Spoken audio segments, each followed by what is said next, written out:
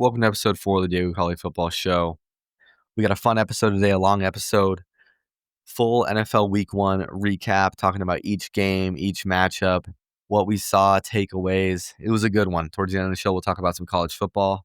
Just wanted to pop in here and give a little warning. The first 23 minutes or so of this episode were filmed directly after the Seahawks 49ers game, the tough loss the Seahawks took. Bit of an emotional reaction. I just want to get on here and talk, give my thoughts, go through the box score, just get some things off my chest. I stand by everything I said, but just giving everyone a heads up. You don't want to listen to that. You want to forget about that game. You can skip to around the 23-minute mark, but just want to say that before the episode starts. Thank you guys so much for listening. Enjoy the show. And I'm just going to get right into it. Recording this probably about 20 minutes after the game, Seahawks game. And I just had to come here and talk because, it sucks because this was a game. I feel like there was so much promise. I was watching the game and there were so many things I was so excited to see and excited to watch. And at the end of the day, it's just, some of it matters, but you can't come off of that game without a sour taste in your mouth. That's a divisional game. That's not a game that's like not going to matter. That's one of those games, if you're coming down the end of the season, that shit's going to matter. And that hurts. That's one of the more crushing losses, honestly, I've felt in a while. And that is also just based on the expectations I had for this team. Let's just go through the game a little bit. So you start the game off. I love the opening sequence. I love the first two plays. Darnold go over the middle to JSN. Kenneth Walker, nice run. And then we bring in Milrow. I thought it was interesting. I think they wanted to kind of get his feet wet. I was fine. Didn't really work out, but then the drive ends in a punt. The Niners go on a long 95-yard touchdown drive. That was, I still felt okay because I liked what I was seeing. We were forcing them to do a lot of third downs. I'm going to get into a little bit of this right now. The defense played great. The defense played fantastic. But if you look at the box score, if you're watching the box score, you think we probably lost by 20 points. Purdy throws for 265. They won for 119 as a team. Darnold throws for 146. We run for 84 yards as a team. Like, if you're box score watching, this is a dominated win for the Niners. But the D line, which was something I didn't know how the run defense was going to be with the inside linebackers. I had faith in the D line, but we were stuffing McCaffrey on first and second down. If you look at the rushing, McCaffrey was 22 carries for 69 yards, but we go to the receiving, he's 9 receptions for 73 yards.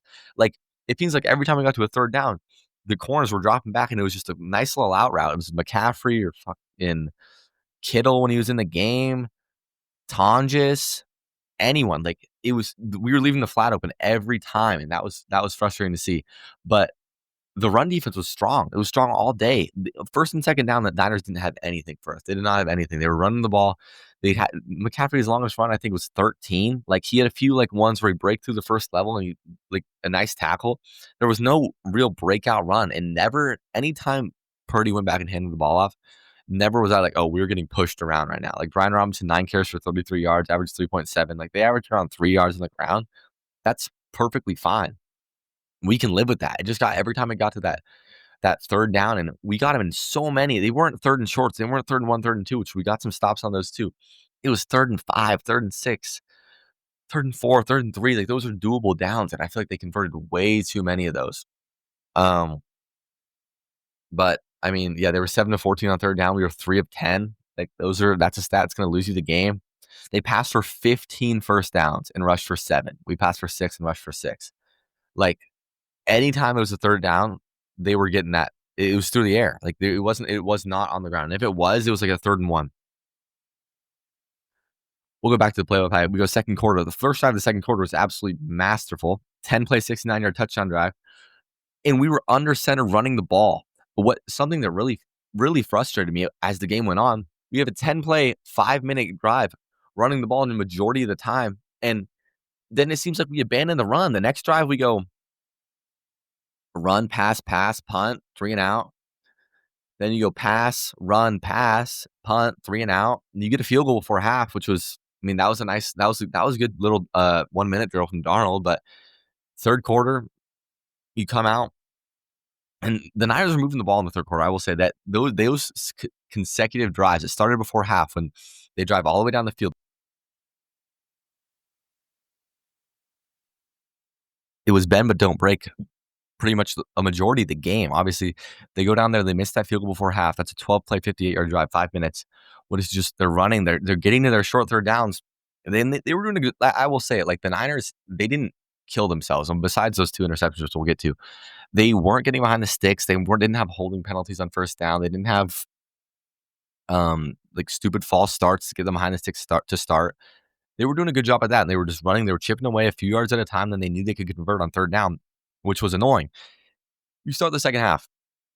Interception. I don't know what Brock Purdy's doing. But again, they're driving down 25-yard pass to McCaffrey. I don't know how. It got to a point at the end of the game when I was like, dude, Jawan Jennings went out. George Kittle went out. The only viable people on that can catch a ball there is McCaffrey out of the backfield and Ricky Pearsall. And then Tariq Woolen, I'm not even going to talk about it yet. It was the only people that can talk about it that can catch a ball is, you would think, Ricky Pearsall and Christian McCaffrey. Ernest Jones picks off Brock Purdy over the middle. Outstanding play. Good sim pressure with Drake Thomas in the middle. Ernest Jones dropped back, trick Purdy. Then you get a pick, big momentum shift. Pass to Arroyo for 7 yards, 0-yard run. Incompletion, short left to Cooper Kupp. 3rd and 3, Cooper Kupp drops the ball right in his hands. Perfect ball by Sam Darnold. Little angle route in the middle, coming to the cross, drops it. Have to punt. Again, 14 plays, 57 yards, 8-minute drive for the Niners. McCaffrey chewing a little bit. Brian Robinson just slowly chipping away, working their way down the field. I'm looking at it. Literally no big plays. Their biggest play on this drive is 9 yards. They're just going 9, 4, 6, 7, 8, 3, 9, -1. And then you block the field goal, which is a great play by Julian Love. You'd think, momentum shifter. We run the ball to Charbonnet. Charbonnet gets stopped. 16 yards to JSN. 2-yard pass to Kenneth Walker. And then screen left to JSN, and he fumbles. That was a killer because that one drive felt like we were actually moving the ball. We had a little bit of momentum, and JSN fumbles. And I mean, JSN made a lot of great plays there, but you can't fumble. Didn't get punched out. He's getting tackled from behind, and he gets hawked down, and I mean, the ball just slips out. It was kind of a weak fumble, in my opinion, but I mean, stuff happens. Then they go down 11 plays, 52 yards, 5-minute drive. They get a field goal. This is when they tie the game up. They get all the way down to our 14-yard line. We stop them on 4th and goal. Penalty, that false start. The stands were rocking at this point. But again, they're shipping away. They had the ball to Pearsall through the middle, 24 yards. That was the corner route that Reek had the illegal use of hands. But, I mean, again, the defense is preventing big plays, holding them to 3. This is the tie game at this point. We get the ball back. And what do we do here? So they tie with a field goal. We go punt, 3 and out, -6 yards. This was, oh my God, this sequence. I forgot about this sequence. First play, roll out to the left, screen pass right to the right side of JSN. We ran so many screen passes today and had almost 0 effectively. Like the drive before, it was the fumble that ended. So what? Let's start the next drive with a screen pass to JSN for -8 yards, and that kills that. That's the kind of play that kills a drive for a team with the offense that how we're trying to play offense. Darnold goes deep, incomplete to JSN. JSN made a great play on the ball. There's a great play by the DB.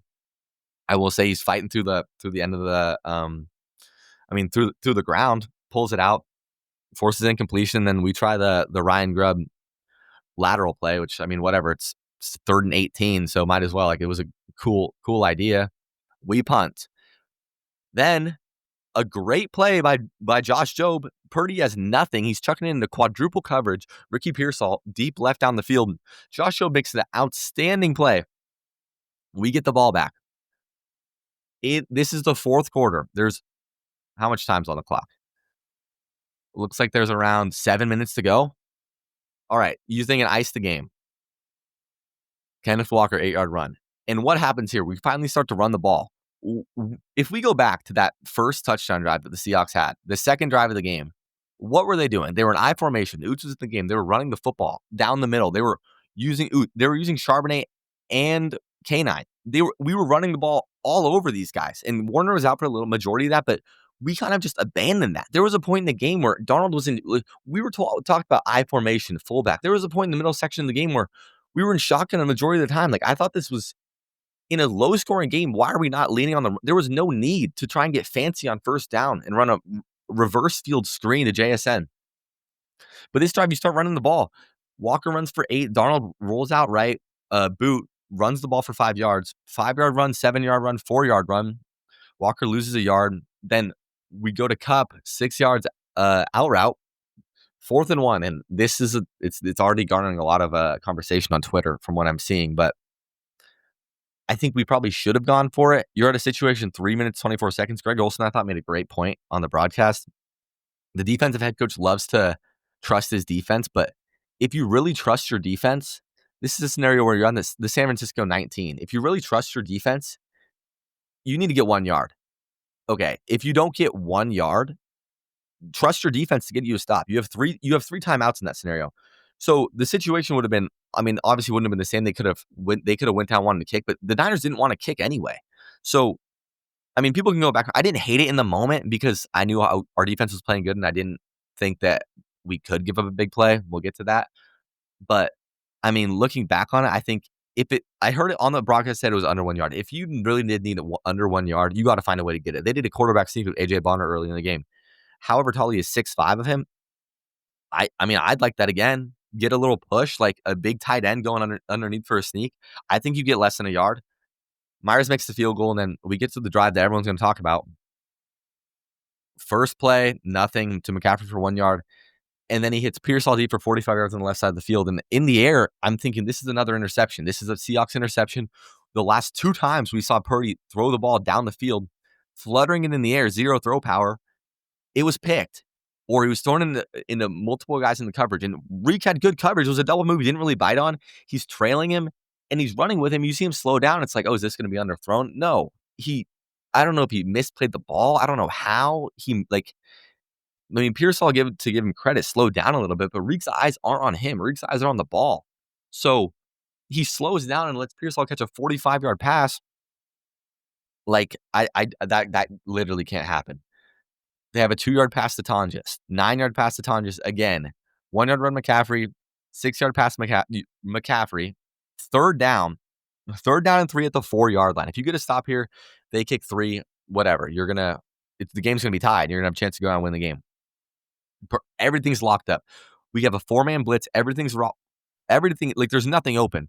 There's a drag that comes open a little bit at the end, but Purdy's already rolling out right. He chucks up a prayer to the end zone to Tonjes, and Reek is sitting there in the back of the end zone waiting for the ball. What do they tell you? Don't wait for the football. He's waiting for it with his hands in the air, and he kind of backs up. He doesn't, and Tonjes, who's to his right, just goes in front of him and makes the catch. That should have been batted down easily, if not intercepted. All you have to do, you're like 6'4", dude. Like, go forward and catch it. Or worst case, just bat the ball down. And on the broadcast, they said, in this situation, you're staying with your guy. Like, no matter what, especially in a scramble drill, you're finding a guy. You're looking at your man, your hands on him. And Reed kind of he's with him at the start of the round. He lets him go, and then he goes in front of him and makes the play. Like, that cannot happen at all. And that's 2 plays on the same drive where he kills the team, and he has so much raw talent. Like, that just can't happen if you're a player like him. Like, he's one. Like, I saw a tweet. Someone said it. Like, when he's on the field in the big game, you see the ball going up in his direction. Like, I don't know that I trust him, which is unfortunate because he's great. But he has all the talent in the world. I'm not going to say he's great right now, but you should be able to trust him. Then we get the ball back, a minute 34 left. Darnold do JSN for 11 yards, incomplete deep, and they hit a double move for 40 yards down to the 14-yard line. And the 14-yard line, we get this ball to. Oh, sorry, it was the 19. Then we got the 5-yard offside. Walker runs the ball for no gain, whatever. And then there's 42 seconds left. You have 1 timeout. 2nd and 5 on the San Francisco 9. I don't know why. This is kind of going back to what we were saying earlier. Like, why are we in the gun there just straight? Why not get under center and hand the ball to Charbonnet, or at least get under center? If you get under center on 2nd and 5, I would think they're going to go to the run a boot, like get Darnold on the move. He had some success there when he'd fake the handoff from under center, roll out. He'd have someone open coming across, and he didn't throw it one of the times, definitely, but he'd have time to run all the way and just run and give himself like 5 yards. And there's no need, I don't know why we didn't really need to. I'm not mad at passing, but I just think the calls could have been better. And but that's Nick Bosa being Nick Bosa. Like, he bull rushes Lucas into Darnold, and Darnold wings the ball back. Not the quickest release. Like, I mean, that's just gonna happen. It's really unfortunate, but it's gonna happen. But I just don't like you had every time you committed to running the ball, you had success. And yes, you need to push the ball down the field, but you had plenty of time and you still had timeout. So if you get tackled there, you can call a timeout before 3rd and 5, or you can get up on the ball and have a play set. And that puzzles me. So that's the end of the game. The Seahawks lose 17-13. Just a few things I'm gonna rant about before we get into the rest of the games. I mean, we heard things about how like this receiver room was going to be trouble. I didn't think it was going to be this bad. I mean, JSN goes 9 for 124, long of 40, averaging 13.8. And the rest of your receiver room has 26 yards receiving. Cooper Kupp goes 2 for 15. Elijah Royal 1 for 7. Kenneth Walker was 3 for 4. And Barner was 1 reception for 0 yards. JSN accounted for 9 of your 16 receptions.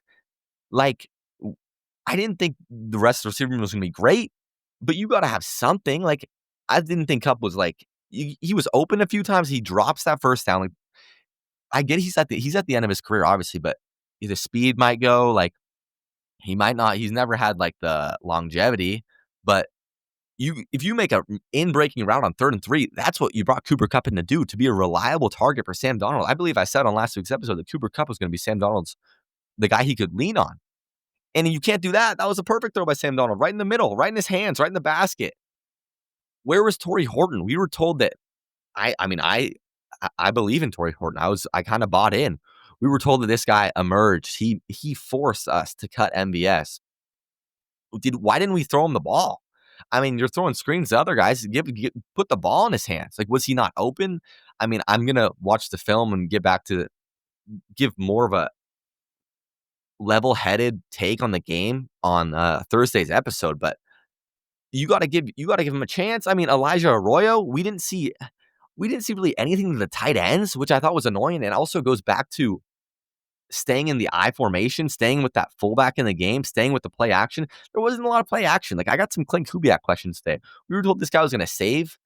Like, he kind of just faded from the run game, kind of like Ryan Grubb did at times. Like, I still believe it. It is the first game in a new system, which whenever that happens, obviously, like, we integrated a whole new offensive system, new quarterback.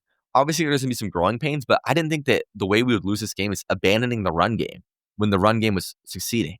I mean, Charbonnet was 12 for 47, 4 yards a carry. Like, the run game was successful. We weren't getting pushed back.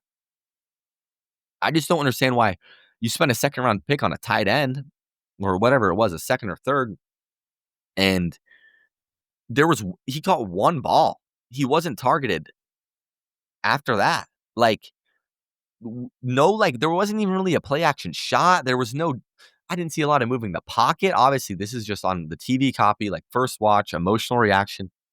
Just a little bit. Like, I feel like there was a lot left out there, dude, because if you're running the ball with purpose, you'd think that if you continue to do that, other stuff opens up. That was the whole point of Clint Kubiak.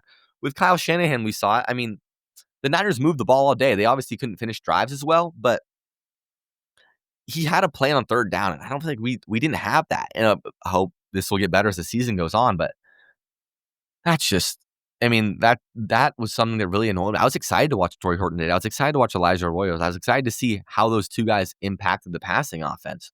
Even A.J. Barner last year had great success in play action, just getting him the ball in the flat, and he's a big dude running over dudes. Like, and there was none of that today. None of it at all. Not even Cooper Kupp on a crossing. It was literally all JSN. JSN is fantastic. Obviously, that fumble's bad, but like, that just can't. The passing game needs to be better if we're going to have it. The defense, I'll move on to the defense now. The defense showed today that this is a special defense. I think everything we thought about it is the truth. I mean, this is a defense that should be a top 5 defense in the league. The run defense was great. The secondary, I was talking about it actually in the preview. I thought that they would shut down the Niners receivers, and this was a depleted Niners passing attack. No Kittle. You do have to say, even Ori going out, I think really did hurt the defense. He made one fantastic play and he gets hurt. You got to hope it's not something serious. He was on the sideline. He walked off. I mean, it's just a nagging ankle, and he'll be able to be back out there in the next few weeks. But that hurt, especially early in the game regarding Kittle, before Kittle went out, because Seems like he was going to be that was going to have to be on him, and it ended up being Okada, which, I mean, no hate to Ty Okada, but he's been on the practice squad the last 2 years. Like, he's a fringe roster guy. Like, he shouldn't be out there in this divisional game having to guard George Kittle. And there's no excuse for Jake Tonjes to be having the 3 most important catches of the game, arguably, or 2 of them. Like, none at all. I mean, besides, like, Petersall caught 4 balls for 108. McCaffrey caught 9 for 73. Also, Kyle Juszczyk shouldn't catch 2 balls for 32 yards. Like, he's a fullback. Honestly, it's probably, like, not going to root for injuries, but if Kittle stays in this game with no Eamon, that probably gets a lot worse.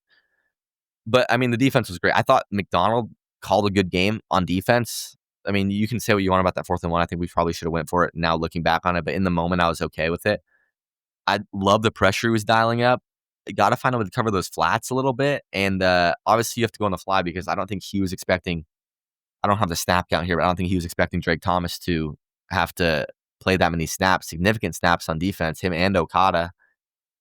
Eamon really changes the game if he's out there, but I mean that's what happens. Like, they lost Juwan and Kittle. We lost Eamon. Like, they found a way to move the ball when it mattered, and we didn't. Scored 3 points the whole second half, 10 points in the second quarter. Like, and I mean, if you really look at it, like, you have, you have 1, 2, 3 drives that are over 5 plays, 2 drives that were exactly 5 plays that both ended with fumbles. Obviously, the last drive was we were moving. The first one was a 5-play drive, 26 yards. Like, they were in a backed up spot on second down. They were on a screen and JSN fumbles. Like, that's not quite necessarily the same, but you got to have more than 4 drives where you move the football. And 2 of those are 2-minute drills. The drive before half moved it great. And then the 2-minute, like a minute 30 left in the game, 1 timeout. Darnold throws a great ball to JSN on the sideline.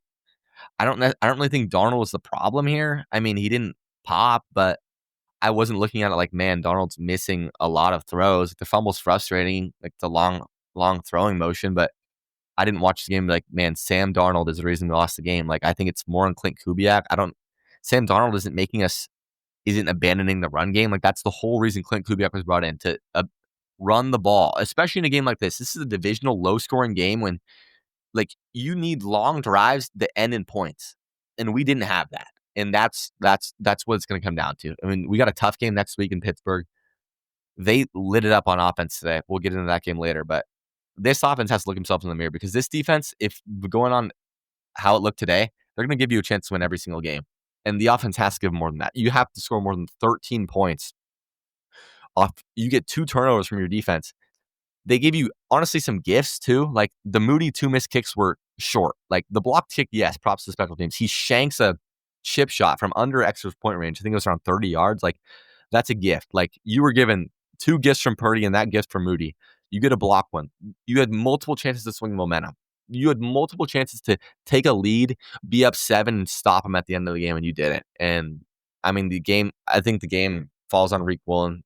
It falls on Rick Woolen in the offense. The offense did not give any other defense. They're losing this game.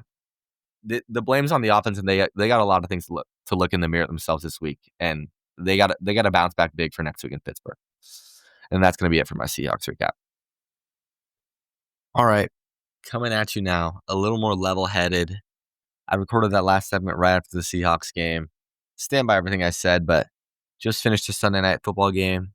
Now we're going to get into a whole, in totality, pretty much week 1 recap. Going to recap every game. Obviously, we still got the Bears-Vikings game coming tonight as this episode's coming out. We'll give a little prediction for that at the end. But let's start with the season opener, Eagles-Cowboys.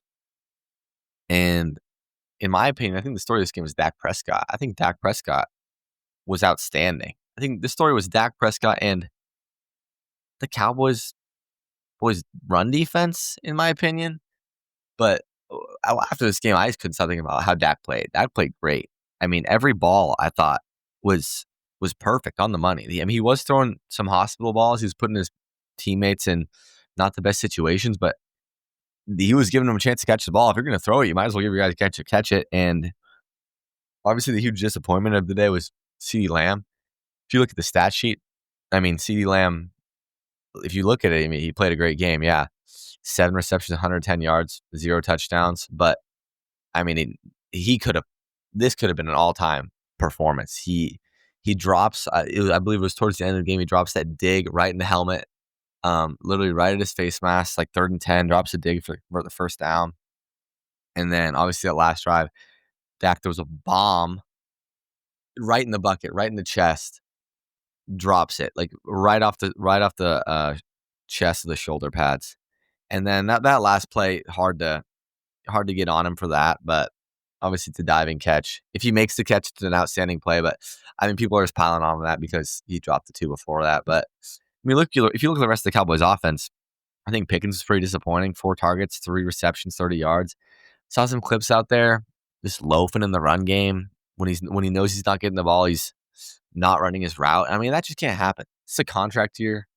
No offense, you're not the Steelers anymore. Like, I mean, obviously that's Mike Tomlin runs that organization in a great way, in my opinion. But you're coming to play for the Cowboys. You aren't the number one anymore. In Pittsburgh, is George Pickens going to show up today for us right now? Now you have CeeDee Lamb. Theoretically, like, you should be open on most plays. You got to run your routes, dude, and you got to block. Like, if you're not going to block it off the field, they'll have someone to go in and block. But him jogging out there, the DB that he's supposed to be blocking makes the tackle. Or on one of those hospital balls I was referencing, it was to Ferguson in the end zone. Pickens he's got a vertical up the left side. Ferguson's running a vertical kind of crossing towards the left post from the right tight end spot. And Pickens doesn't run the route. And they're running a little too high safety. That safety is looking at Pickens off the break, and he sees him just jog out there. So his next responsibility is to go back across the field because they got trips on the other side.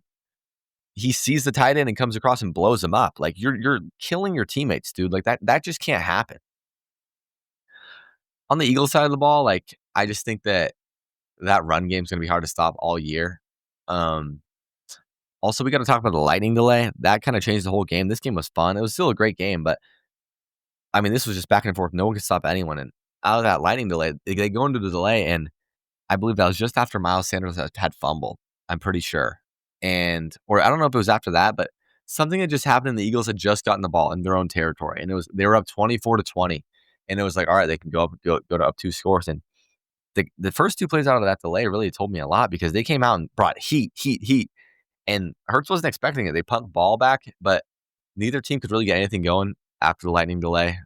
I mean, ends up 24-20. The over ended up not hitting. The over was like 48, and it was at 44 in the third quarter. So that was kind of funny. But also after the game, I saw some people hating on that. There was a Jalen Hurts, one of those graphics where it shows all his completions. Like, if you're hating on that graphic, you really didn't watch the game. Like, I mean, it's unfortunate. Obviously, I think you do have to do more to get AJ Brown involved. But when you're running the ball like they're running the ball, like, you really didn't need. He didn't need to push the ball down the field. Like, he was doing towards the second half, like, maybe, yeah, there could have been a little bit more there, but that first half, they're moving the ball. Like, he doesn't need to force anything. He makes one great deep ball throw to Dotson, but I mean, in the future, they're definitely going to need a little bit more out of their receiver room. Like, Jahan Dotson can't be your leading receiver with 59 yards on 3 receptions. Devontae Smith's got touched the ball more than 3 times. AJ Brown definitely has touched the ball more than 1 time, and you have to at least, you got to target him. Like, you can't not target him until, like, the last drive of the game, sealing it on an out route. But good win for the Eagles. Not the worst loss for the Cowboys. I mean, there was definitely some glaring issues early in that game with the run game, and it's like, you just traded away Micah Parsons. Why? Like, this is showing you why you're not going to take the next step if you don't have that game breaker on defense. But I mean, that secondary looked great. There was a reason I think that Hurts wasn't throwing the ball downfield. Like, Bland and Trayvon Diggs had those 2 receivers on lock. But it was a good win for the Eagles. Not a horrible loss for the Cowboys, but also it was a game they totally should have won. Like, if you look at it, CD makes catches he usually makes. I think they win that game. So missed opportunity there for them in a divisional game, but not the worst loss. We'll go to the Chiefs Chargers now, and I mean, this was really impressive for the Chargers. This was a game I was not expecting their offense to look this good, and especially in the pass game. Like, I was going into this game looking, I was like, they have Ladd and who? Who else is going to step up? Obviously, like, Herbert's great. Herbert's a great quarterback. I've always thought that. But you need another receiver to step up besides Ladd. And Shout out to Quentin Johnson, a guy who's had a lot of drop issues in the past. 5 receptions, 79 yards, and 2 touchdowns. Like, that's great. And Keenan Allen, I thought Keenan Allen was like should be hitting retirement. He steps up to fill the Mike Williams void after Mike Williams retires, and Keenan looks great. 7 receptions, 68 yards, 1 touchdown. Like, that's just something I was not expecting to see. You had Tyler Conklin in there with 2 receptions, 50 yards. Like, if you just look at that stat sheet, I mean, 5 for 79 from Quentin, 6 for 74 from Ladd, 7 for 68 from Keenan. Like, you're getting great production out of your top 3 receivers, and that's exactly what I see if you're a Chargers fan. Herbert was on the money all game.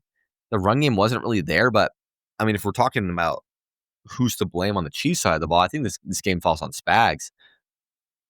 He had no answer for the Chargers pass offense. Like, and I got to give a shout out to Greg Roman also. If you remember that AFC Championship game, I think it was 2 years ago when the Chiefs beat the Ravens, and the Ravens were really, really stubborn.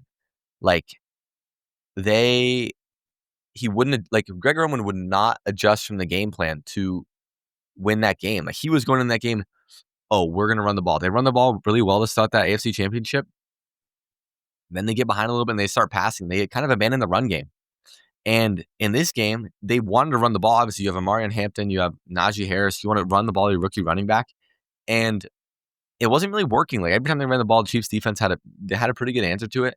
And they just started throwing the ball, and the Chiefs had no, like, besides Trent McDuffie, they do not have a DB in that room that I feel confident against almost any team in the league. So Spags need to figure something out. They need to try to add someone. I don't know who's there to add at this point, but this isn't a good sign if you're a Chiefs fan, because we'll get to the offensive side of the ball a little bit. Really sucks that you lose Xavier Worthy the third play of the season. Like, you got to hope he comes back, because I think that severely changed the game plan. Like, he was going to be a guy that was going to stretch the defense. I was expecting a lot from him this game and this year. And, I mean, he gets checked in the shoulder by Kelsey. You got to hope it's not anything too bad. Just, like, really unlucky, kind of a weird play. But Mahomes had to play hero ball, and I was astounded with what I saw from Patrick Mahomes on Friday. He knew he had to do everything himself, and he was. Like, last few years, he kind of moved not to a game manager, because I'm not going to call him that, but he was just doing, like, they were just working the way the ball down the field shortly. Like, their defense was kind of winning them more games, in my opinion. And he saw that wasn't going to happen today, and he was running, he was lowering his shoulder, like, even not on that play from the sideline, which I saw people hating on him for, because he always goes out of bounds, but he was just he was doing exactly what I had to do, and he put his team in every position to do it. And then if you go back in that last drive, you got to give it up to Greg Roman. The Chargers don't hand the ball, make the Chiefs use their timeouts and trust their defense. He's like, no, we got to win this game. Mahomes is on the other sideline. He puts the ball in Herbert's hands, and Herbert rolls out right. I don't like not heating him up. Like, he's been dicing you up all day, whether you're in man or in zone or not. Like, I think you got to bring something to make him think about it. You can't bring 4 who hasn't got home all day and just let Herbert roll out right and no one's home. Like, I thought that was a rough end of the game for Spags again. But great win for the Chargers, and the Chiefs are they got to fix some things, because, I mean, they got the Eagles next week.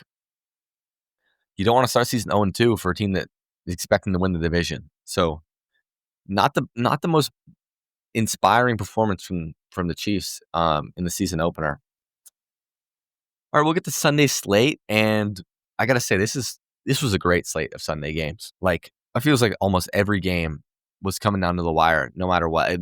Some of them weren't very pretty, but they were great games. And we'll start with, why don't we start with Cincinnati and Cleveland? This was a game that I thought I thought the Bengals were going to kind of put away those early season woes and come out strong, and that is not what happened. This game left me just feeling not great about my hopes for the Bengals this year. Burrow ends with 14 completions, 23 attempts, 113 yards, and 1 touchdown.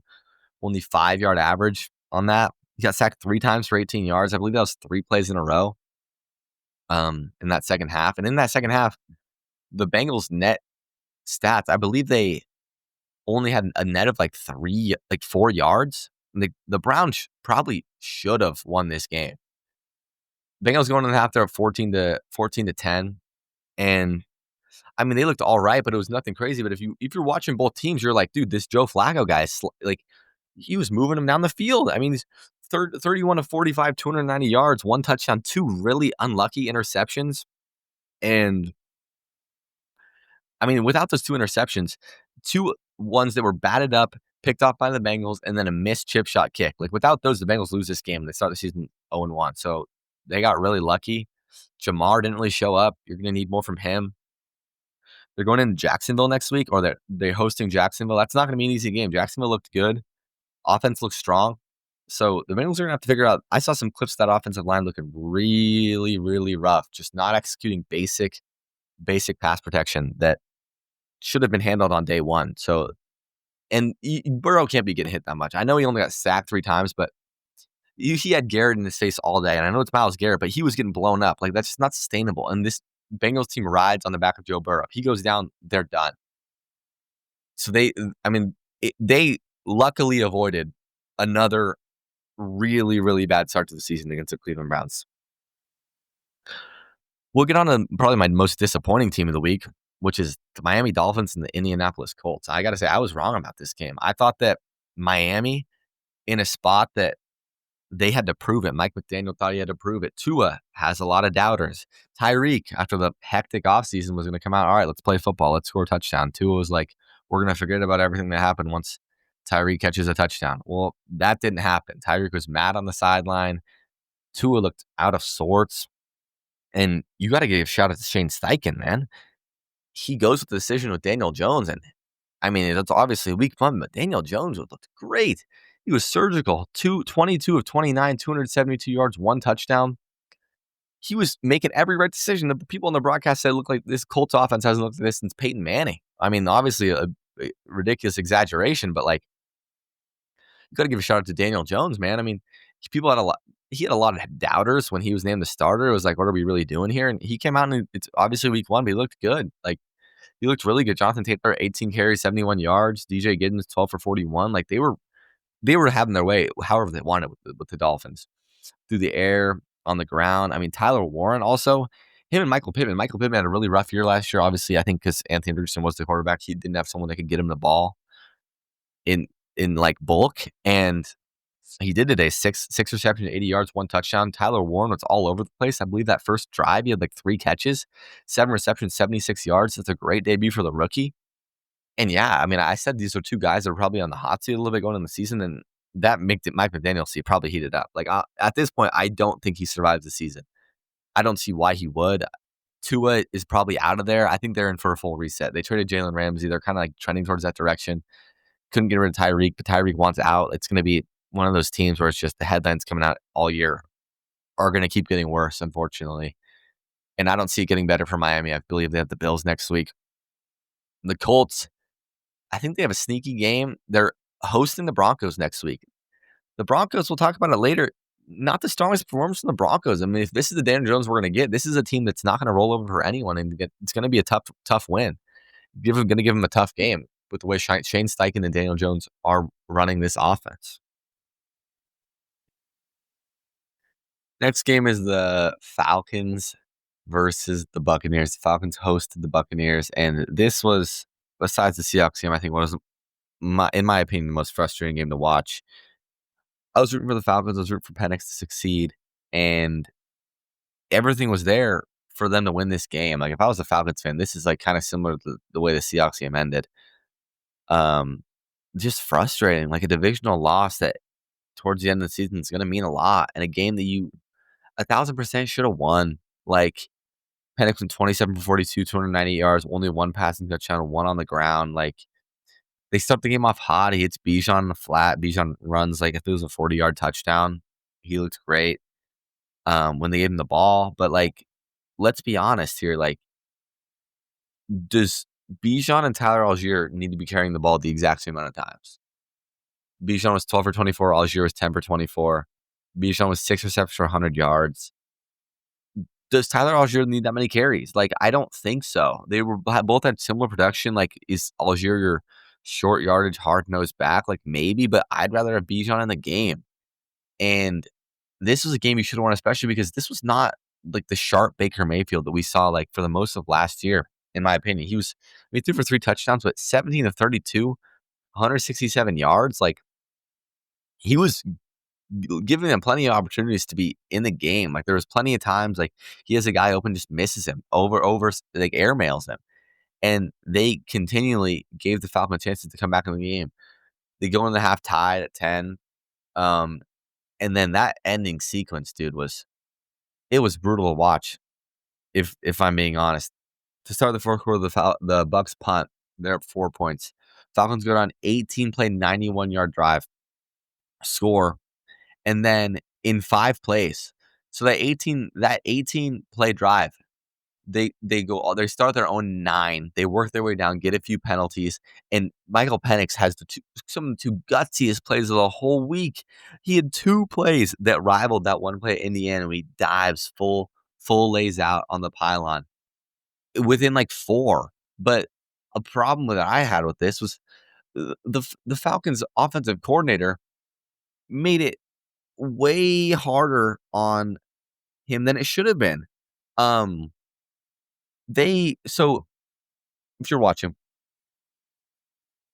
they get all the way down. They have 1st and 10 at the 11, and they get down. They have 2nd and 4. Bijan runs 3rd and 1, and Penix then runs, scrambles out left, sprints, lays out, fumbles the ball, but Mike Pereira comes in and ruling says if you dive and then you go down, the ball comes out, the dive is technically giving yourself up. So he gets the 1st down.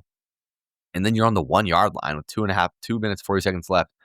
And you're literally on like the 1-yard line. Like the first play is you give the ball to Bijan 4 yards behind the line of scrimmage and tell him to run vertically sideways to get to the pylon. Like, what are we doing?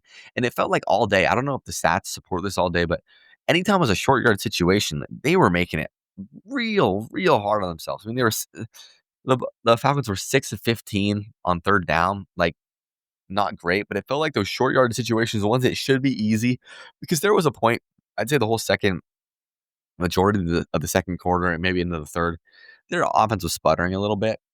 But every time I feel like you got to get this, they had so many of those short 3rd downs. They just felt they made it real tough on themselves. But anyways, Bijan goes backwards. They lose 3 yards.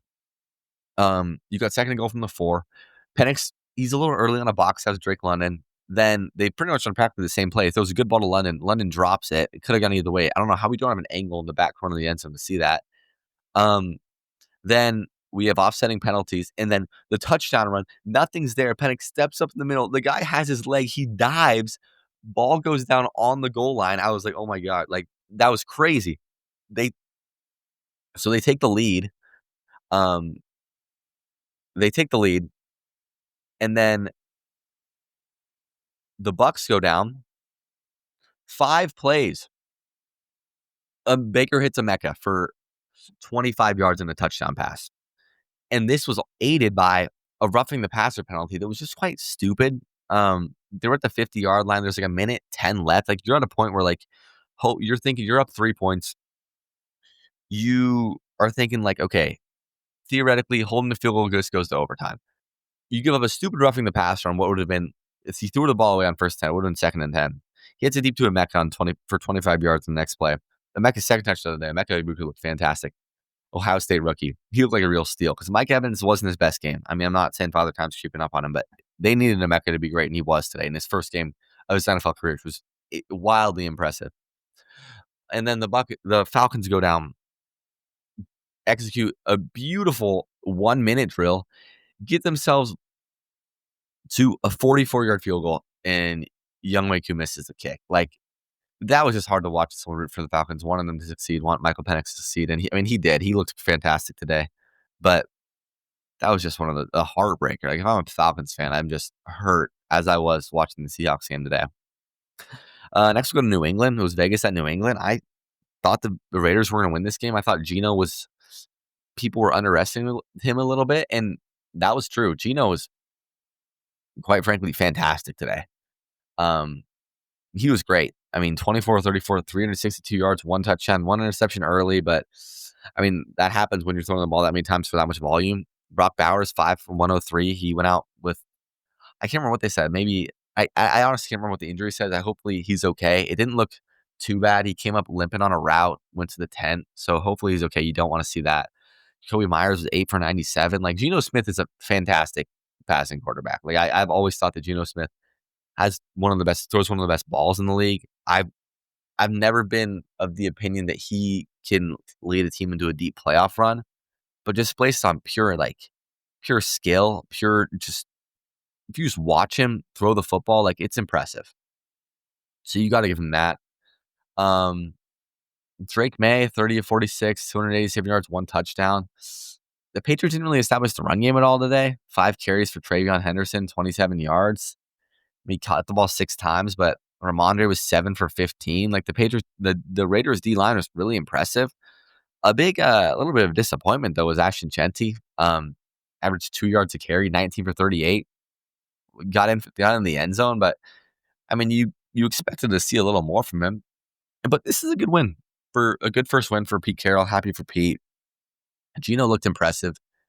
If you give Geno a pocket, he's gonna make the throws. He's gonna perform. So it's a great win for Vegas. Moving on to New Orleans, got the Cardinals and the Saints. Don't have a lot to say about the game. Like, the Cardinals look good, 20-13, way closer than it should have been at the end. They had a chance, I believe, to go up 13 or more points, and I can't remember if they missed a kick or not, but they missed the opportunity. There was like 4 minutes left, and they were up 10, and I was like, all right, this game's over. The Saints go down and get a field goal real quick, and then stop the Cardinals, and Saints get the ball back. And on that last drive, they had like 3 plays in a row from about the 20, and Rattler threw a seed to Jawan Johnson, who had a great day, 8 receptions, 76 yards. He catches it and gets blown up and drops it. Like, that could have it was a great throw from Rattler. So I believe in Spencer Rattler. I think he has talent. I mean, when I'm saying I believe in him, I don't really know what that means. Like, I think he could be a decent quarterback in like, all honesty, like a career backup, but a guy that can go in and win you a game. And I think that's fine for a guy like him. 27 for 46, 214, didn't turn the ball over. Kamara went 11 for 45. The interesting thing here on the Cardinals side, obviously you got Marv and McBride. Marv was 5 for 71. McBride was 6 for 61. But the rushing attack, James Conner was 12 for 39 yards, averaged 3 yards a carry. And Trey Benson, 8 carries for 69 yards. I know one of those is like a big 50-yarder, but James Conner is getting up there in age. It'll be interesting to see if that slowly turns into more of a 50-50 with the youth and Trey Benson, a bruising back. And I mean, that's all I really got on that game. It's a good first win for the Cardinals. They didn't look overly impressive. Kyler was fine. He's efficient, 21 of 29, 163, 2 touchdowns, but it wasn't the most impressive week 1 for him. But I mean, a win's a win. If you go out with a win in week 1, you are happy. We'll go to Pittsburgh and New York. A game that, I mean, I was expecting this to be an ugly game, like a 13-10 type game. And these guys come out firing 34-32. The Steelers pull it out. Rodgers is ripping all over the field. 4 passing touchdowns for him, 244 yards, 22 of 30. With, I mean, no ground game. Like, that's impressive, man. 11 carries for Jaylen Warren, who was great all around, honestly, I thought. I mean, only 11 for 37, but a few big catches, 2 for 22, 1 touchdown. Feels like I saw him a lot. You got to say, impressed with DK Metcalf. 4 catches on 7 targets, but 83 yards. Made a few big plays down the field. Good for him. Calvin Austin was real impressive. He made a few contested catches, 4-7 for 70 yards. And I mean, that's a great win for the Steelers. I didn't really know what to expect from them, but I mean, even come out with a loss, I came out real impressed with the New York Jets, man. Especially, I mean, this offense.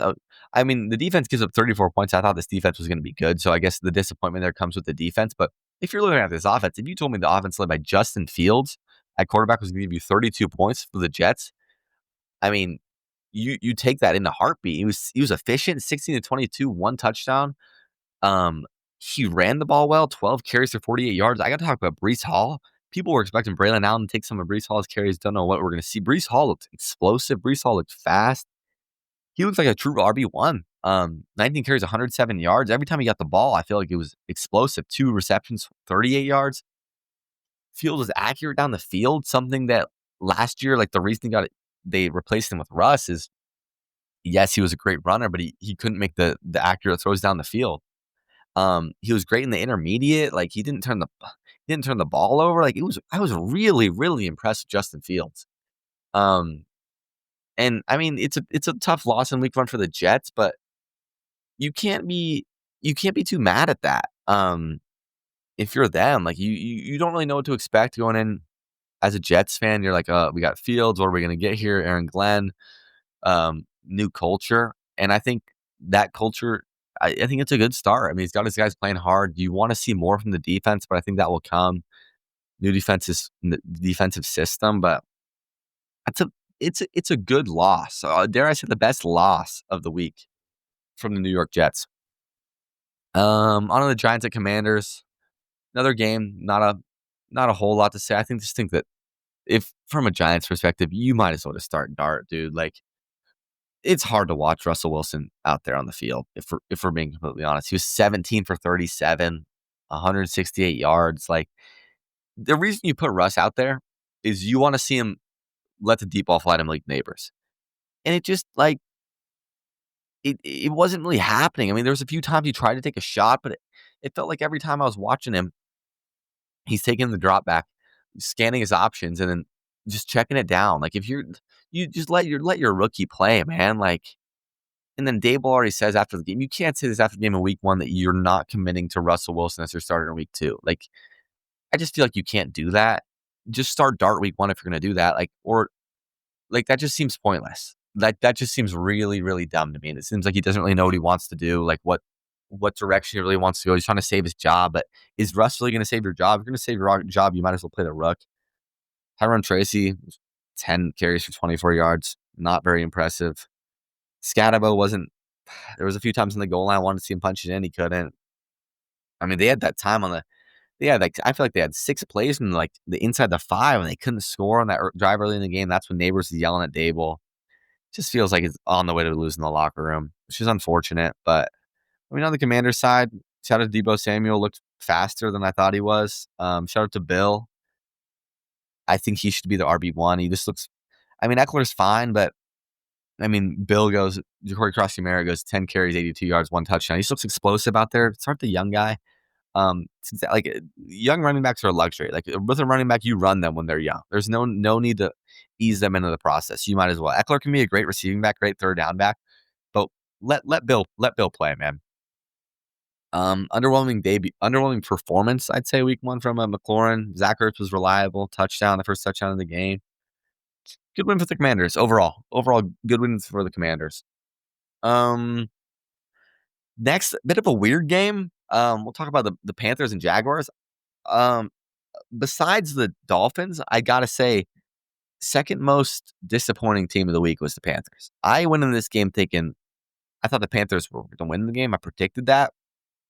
I definitely thought it was going to be close. If anything, I thought that their defense wasn't going to be able to hold on as against this Jaguars offense, but Bryce Young was bad. This was like early season last year. Bryce Young threw 2 picks, 18 to 35, like wasn't completing the ball at 20.1 QBR.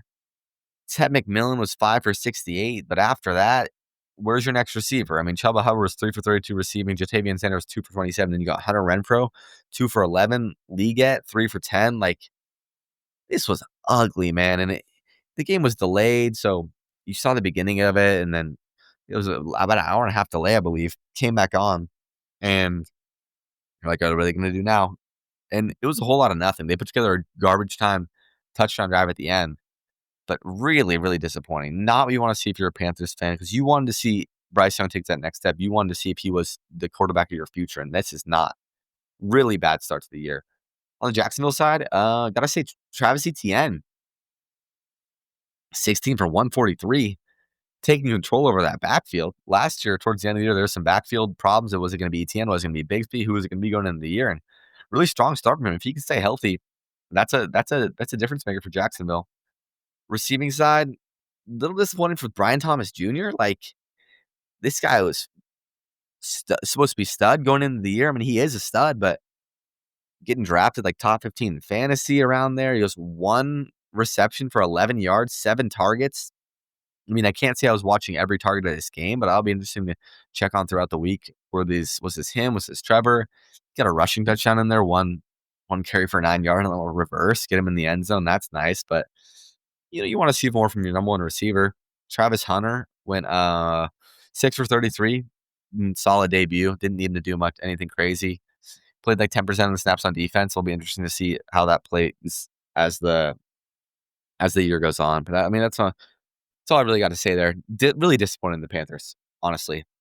Was expecting a lot more. And who do they have next week? They got at the Cardinals. This is a game that it's winnable. Who knows? You just have to be better. Quite frankly, you have to be better. On to the afternoon slate. Now, I mean, I'm going to preface this. My focus in the afternoon slate was on the Seahawks game. We had a few TVs in our living room, and the Seahawks was on the main TV. We had Red Zone on another one, and then we were bouncing around the Texans game, the Lions game.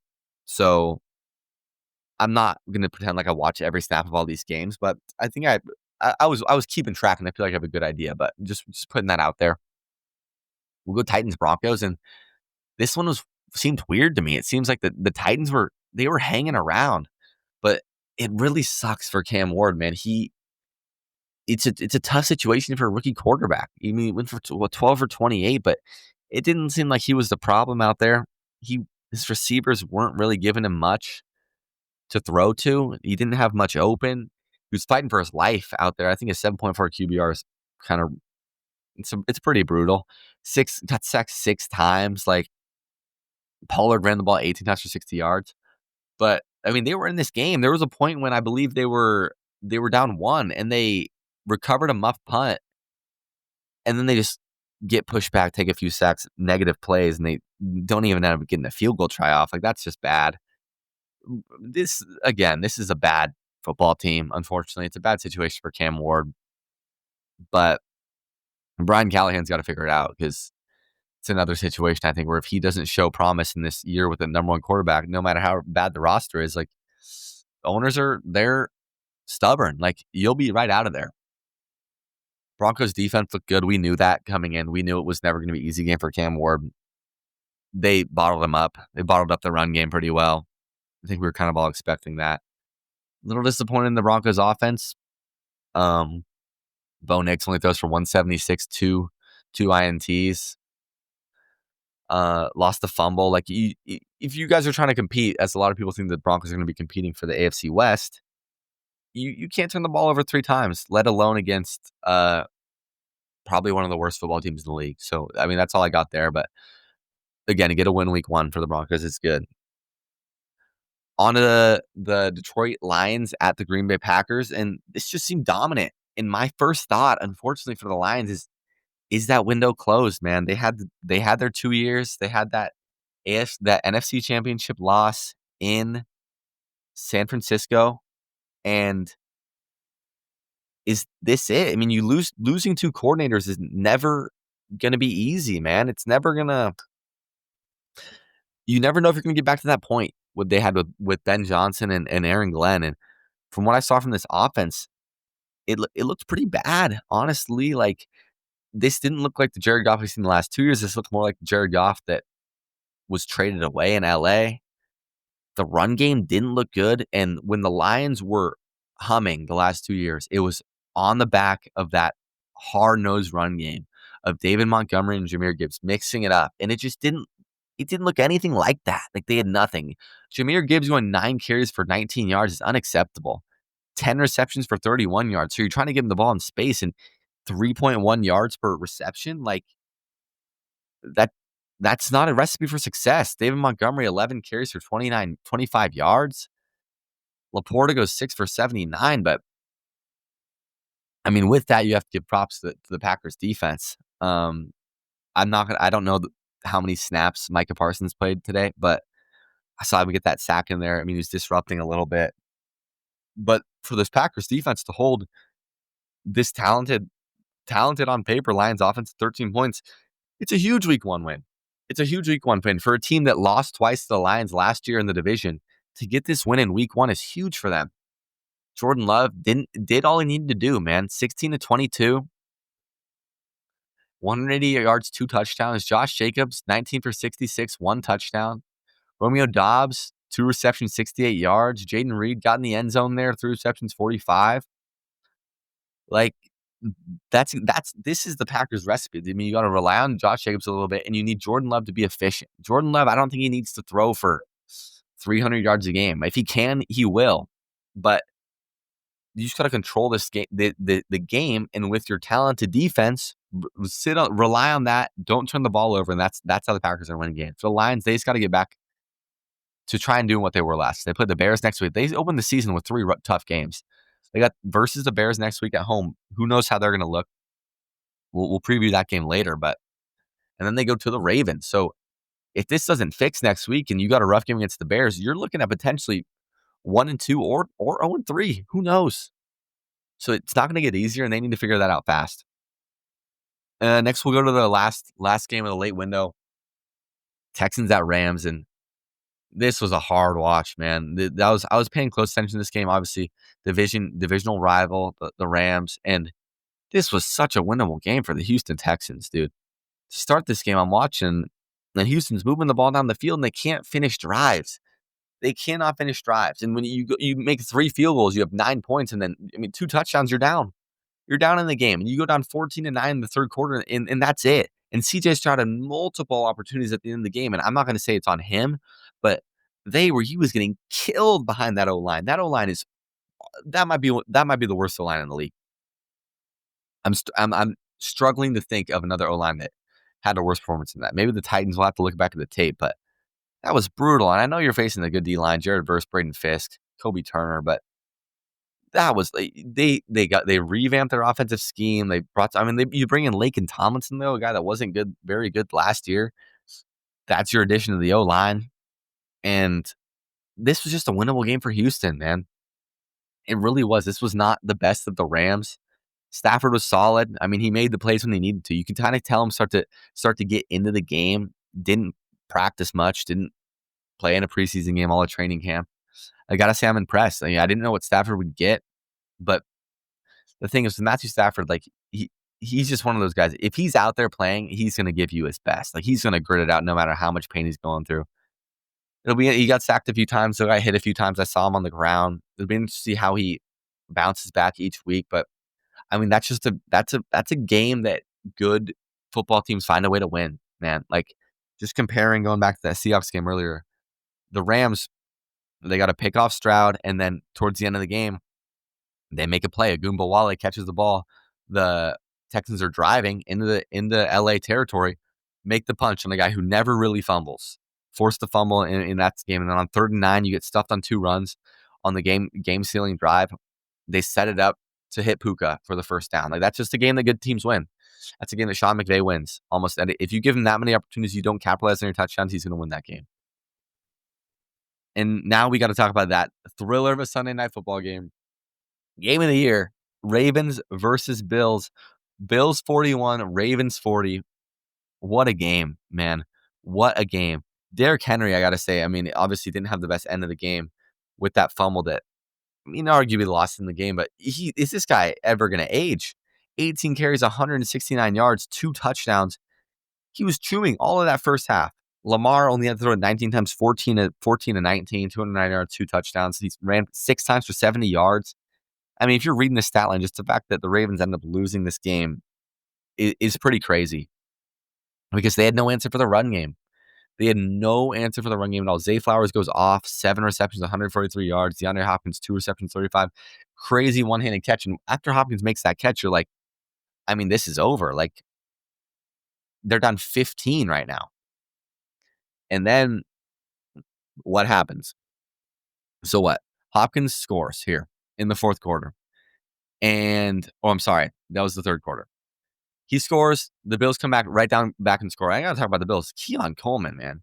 Keon Coleman. They needed some guy to step up. They need an alpha dog in that receiver. They haven't had an alpha dog since they had Stephon Diggs. Shakir is a good receiver. Shakir can do what you need.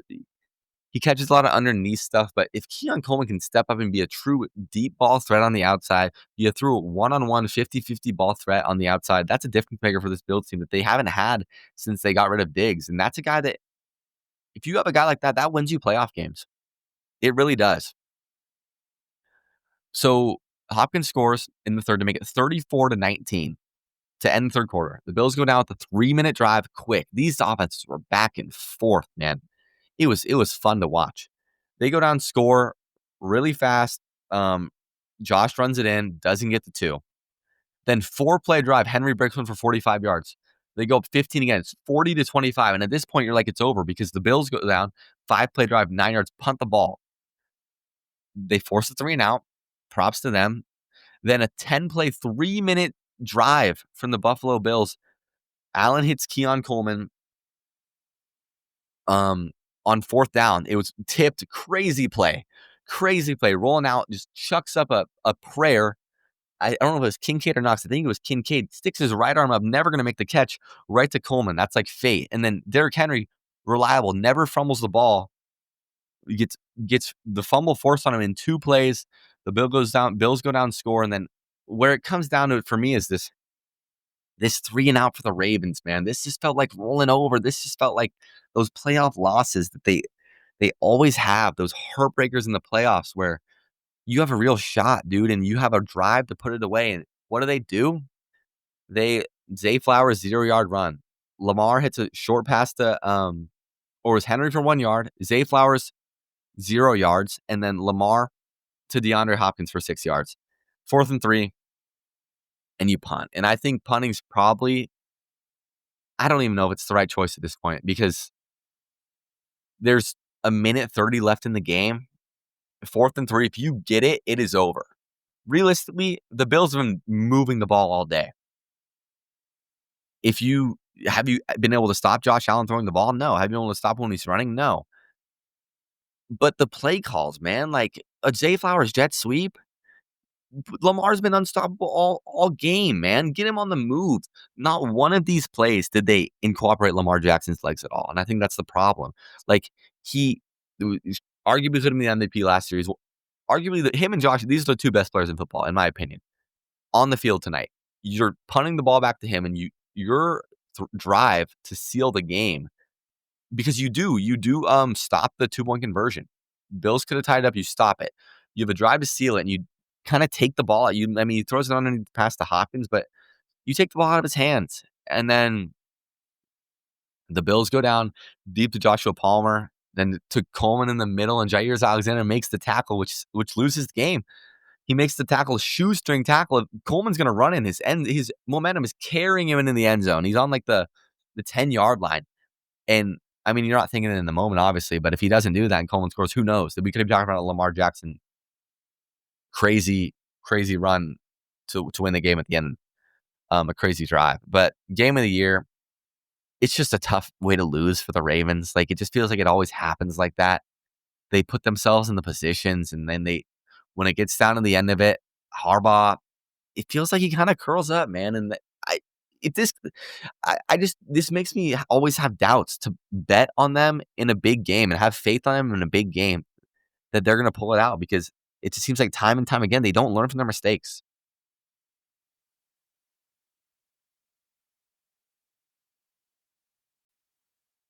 All right, going to talk this Monday Night Football game and then get into a little quick college football recap before we wrap up the show. I'm excited for this game, man. Vikings at Bears.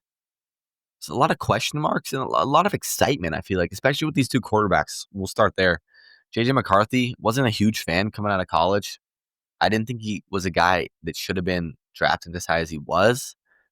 But I do think that sitting behind Darnold last year in Minnesota, sit with Kevin O'Connell, they're obviously prepping him for this year, was probably good for a guy like him, who I didn't feel like had all the intangibles right away. But being able to sit for a year, see what it's like in the NFL, if zero pressure on you, you're out for a year with an injury, I think it's probably good for a guy like that. He's a smart guy. So I'm still a little bullish. Like, that doesn't mean I think that he's going to be the ultimate truth and have the same production that Sam Darnold had last year. But when you're throwing to Justin Jefferson and Jordan Addison later in the year, I mean, that anything's possible. But on the Bears side, I'm really excited to watch this game. Last year, I loved tuning into Caleb Williams starts, and I was just disappointed every time. Feels like he was in a position to fail with Eberflus. But excuses are gone now. You give him the best offensive mind in the game. There was an ugly article that came out this week about a lot of tough A lot of tough stories from last year in Chicago. Don't know how true any of those are because obviously you don't hear anything during the year. And there was rumors last year that didn't match up at all with what was said. That was Caleb was bad in the locker room. I'm not going to get into it because I don't. Who knows if it's true or not? But that stuff coming out the weekend before the game, a lot of pressure on him.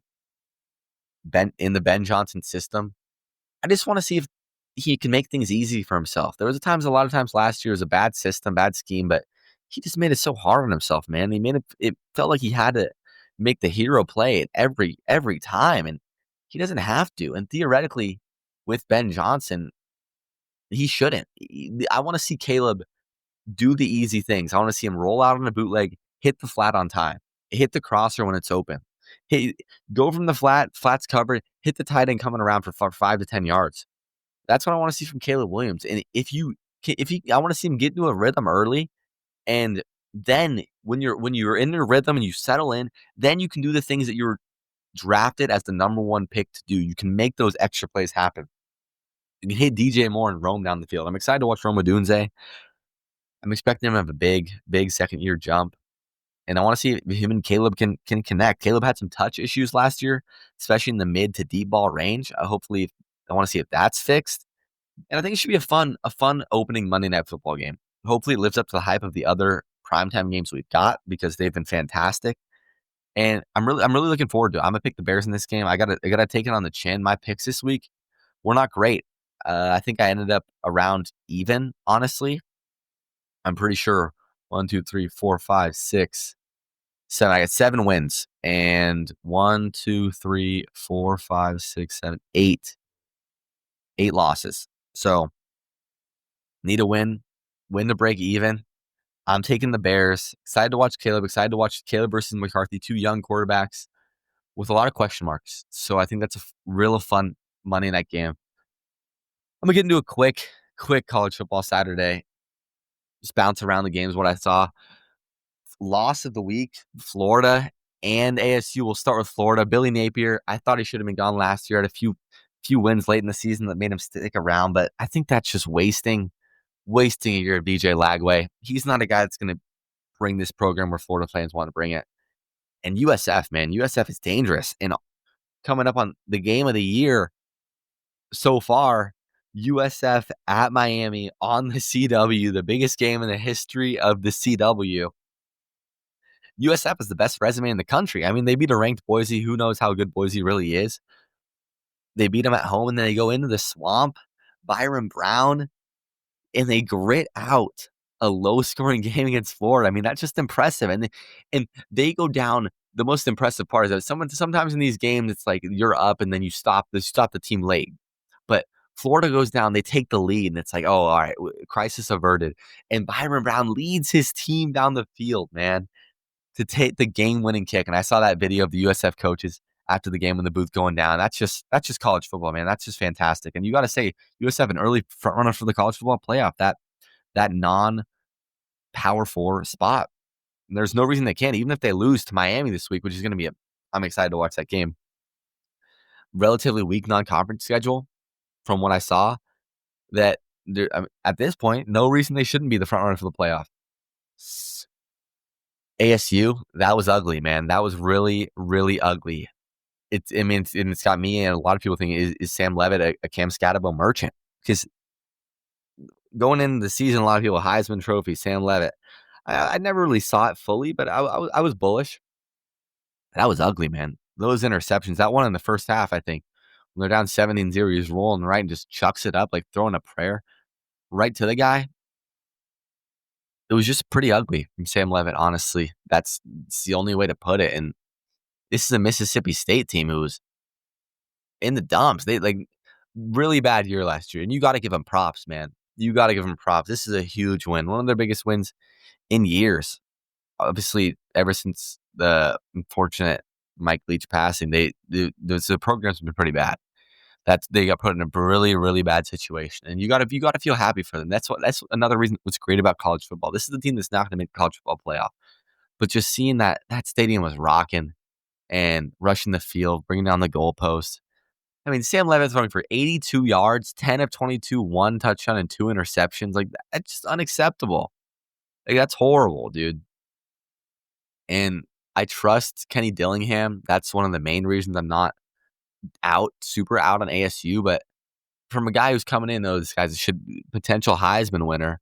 That's a game that can't happen on the road like that. You got to be smart. You got to be able to make stuff happen when you're not on your A game. And I didn't see that. I mean, looking at the schedule, Texas State next week, but at Baylor, Baylor looked really good this week. That offense did, at least at SMU.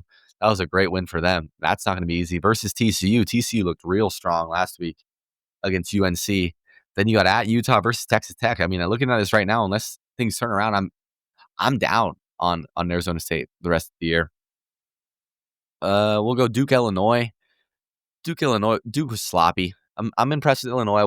I didn't really know how to feel going into the season. A lot of preseason hype around them, but this was a great win for them. They looked dominant, but that does not mean that Duke shot themselves in the foot too many times to win the football game. Mensa was solid playing quarterback, but when you turn the ball over 5 times, you're not going to win a game.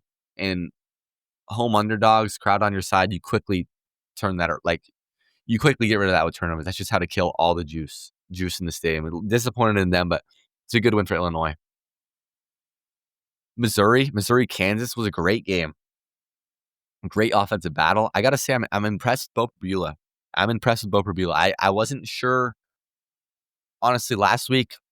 Didn't watch a whole lot of the Missouri game because obviously it was they were playing a lower conference team, but they played 2 quarterbacks, I thought, which was really, really weird.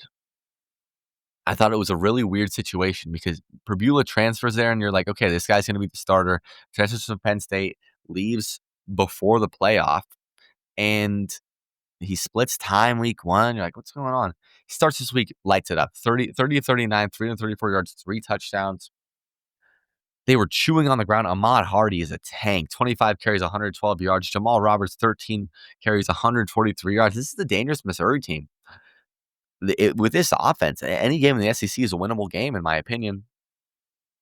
And they're going to be able to play some people tough. They got Louisiana next week, and then they host South Carolina. They host Alabama the week after that, and then they got their 2 SEC road games after that are Auburn and Vandy, which are winnable games. So if this is the Missouri offense we're going to see, this is a Missouri team that come towards the end of the year could be a perennial playoff contender, which is honestly not something I expect to be saying. Jelon Daniels, he played an all right game for Kansas. Only 10 carries for 17 yards. I don't know how many times he was sacked. Just looking at the box score. He was always going to keep him in this game. Disappointing end to it, but I think Kansas is good. That offense is good. Just I don't know how many games. This defense is not great. I don't know how many games they're going to keep. It's going to be able to win with that defense against good opponents. Big loser of the week, Oregon State losing to Fresno. That was bad. An Oregon State team starting the year up 0-2. Not good for them in the Pac-2 there. Just ugly. I know they had some special teams woes, but that can't happen, dude. I know people on Corvallis are disappointed. They had some higher expectations. That's just a loss that can't happen at home. You can't have that. We'll go to the big game of the week, Michigan, Oklahoma. I got to say, John Mateer was outstanding. He was fantastic. He's fun to watch. They just feel like they had no answer to him. And I got to say, he's at a point too. He's an early Heisman candidate. If he can stay on his feet, man, it was cool to see Ben Arbuckle getting fired up on the sideline when they score. He's got the highlighters in his shirt. That was fun to watch. Mateer went 21 of 34, 270 through the air, 19 carries, 74 yards, 2 touchdowns on the ground. Like when that guy gets ahead of steam behind him, he's fun to watch. If he can stay healthy, limit the hits when he can. That's not how he plays, but if he can just avoid the big ones, he's real fun to watch. And that's the highest early year Heisman contender. On the Michigan side, though, I'm just a little disappointed in Sharon Moore and his game plan with Bryce Underwood. I mean, you're sending your guy out there, throwing the ball 24 times, 9 completions, 24 attempts. They're just trying to protect him. But like, if you're gonna, in my opinion, if you're gonna start a freshman quarterback, I mean the child lock's off, dude. Like early season, yeah, it can be, but this is a ranked game on the road, like college game day. This is a big game, and you're not going to win big games being cautious and like not letting your 5-star number one quarterback in the nation, guy you paid $10 million for, throw the ball. Like, it just didn't really make a lot of sense to me, man. You got to win these games especially with the offense you're playing on the other side of the ball. You gotta put it out there. Like, and the only way to learn is go through the fire. You gotta learn putting your guy in the fire, giving him a chance to get better. Like, having him going out there and handing the ball off and just feeling like the whole playbook isn't open, isn't helping him. Like, if anything, I feel like it's doing worse for him. So I was just a little disappointed in Michigan's game plan, because I feel like this could have been a much more fun game if you're letting the kid be the kid, letting him play. That's it for most of the games. Talk about the Huskies real quick. I mean, there's not much to say. Quite frankly, they look dominant. That's what I wanted to see from them. Damon looked amazing. Damon's got to stop taking some hits, though. He's just so fast, dude. He's so agile. He's so good. Jonah Coleman, 5 rushing touchdowns. I wanted him to get that 6 at the end for the Husky record, but you can't hate on Fish for not putting him in to stat pad. Got to respect that. Denzel returns the punt. He looks pretty fast there. And it was just everything you want to see from the Huskies. Everything you want to see from that offense, especially. That run game, man. That Jonah Coleman. I can't say it enough, dude. That guy he just runs hard. And he's so hard to take down. Like, I cannot wait for, obviously, you got the Apple Cup in 2 weeks. Huskies got a week off. And they go to Wazoo. I'll be there. It'll be good to see him in that game, too. But it's Ohio State game, man. Not looking over anyone, but I want to see him, Damon, Denzel against a good team. And they're going to be facing probably the number one team in the country. Got to get past the Cougs first. Can't overlook them. But, I mean, yeah, Damon was 16 to 25, 254. 8 carries, 64 yards. That rushing touchdown he had was sick. He had a few plays just in space. It was good to see freshman Raiden Vines-Bright get the ball. 2 quick early touches. I like that they got him involved early, got him a jet sweep, and then he caught a deep pass. It just feels like every deep ball Damon throws is just on the money, dude. That thing just spins. It was good to see that. Desmond Roebuck, 4 receptions, 77 yards. That was good to see, especially because Rashid Williams went out with an injury. That's not good in an already thin Huskies receiver room. You got to hope that Amari Evans is going to play the Apple Cup. He's been questionable the last 2 weeks, hasn't played. Gets a week off before that, so he's got 2 weeks till that game. I mean, you want to see him out there, especially before we get into conference scheduling. So you got to hope he gets healthy, and you got to hope that Rashid Williams' injury isn't serious, because that would be depleting for an already depleted Husky receiver room. On the defensive end, Durfee got a sack, 4 tackles there. A lot of production. Jacob Lane is a beast down there coming off the edge. Number 48, he had a sack too. Just an impressive win. I'm obviously an FCS opponent. Not going to overreact too much, but exactly what you want to see. You don't want to see the team go out there and play with their food. You want to see them be dominant, like the dominant team they are, and that they're dominant players that serve themselves, and that's exactly what they did.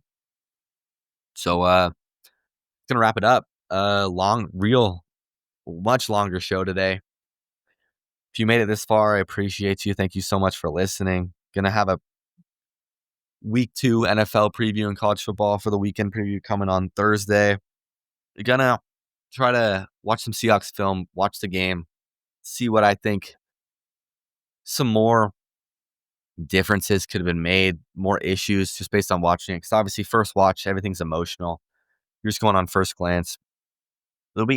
I'm interested to dive into it more and see what can be fixed. And I mean, I'm interested to see what McDonald says. I still haven't listened to his post-game presser. Probably not going to be much there. I want to see what he says during the week. Wonder if we'll get a Kubiak interview this week, but just disappointing from them. If you made it this far, thank you so much. Follow my Instagram, Diego Colley FB Show. Gonna try and be posting more there. Follow my Twitter at Colley Diego. I was live tweeting the whole Seahawks game. And yeah, thank you guys so much for listening. If you made it this far, share with a friend if you enjoyed the show. Download, give it a review. I appreciate you if you're listening. Thank you so much. See you guys on Thursday.